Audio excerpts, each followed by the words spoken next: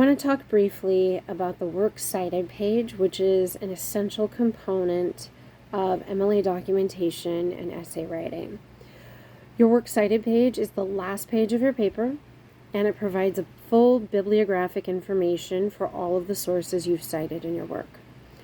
Here's some things to remember. First of all, the title is always Works Cited, and it should be centered at the top of a new page at the end of whatever you're writing. Entries should be in a hanging indent of a 1/2 inch. Now, when you're writing things on Canvas and you're not putting them in a document, I don't care if they're indented or double spaced, but when you get to your actual essay, they will need to be formatted properly. Entries are always listed alphabetically by author's last name. And the basic elements of a works cited entry are the author's last name and first name, the title of the short work or article, the title of the website or publication in italics, that's called the container, the publication information if there is any, so if there's a year, an edition, something like that. And then when we talk location, we're talking either the page range for printworks or the web address for webworks without the HTTPS. For online sources, you might also include a second container. For instance, if you get something from EBSCO or JSTOR, those are databases and they're a second container.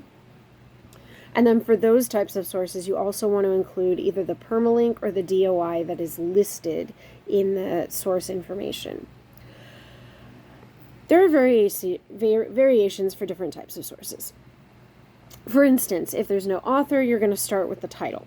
If there are 2 authors, you're going to list them both in a specific way. For 3 or more, you use the first author followed by et al. I've added a resource to this presentation, and it appears in your survival guide called the Blank Works Cited Models for Common Sources. You can download this and use it to put together your most commonly used source types so that you can create your own works cited entry. Just remember that every source in your paper must appear in the Works Cited page and vice versa. If I see it in your Works Cited page, it has to be cited somewhere in your paper.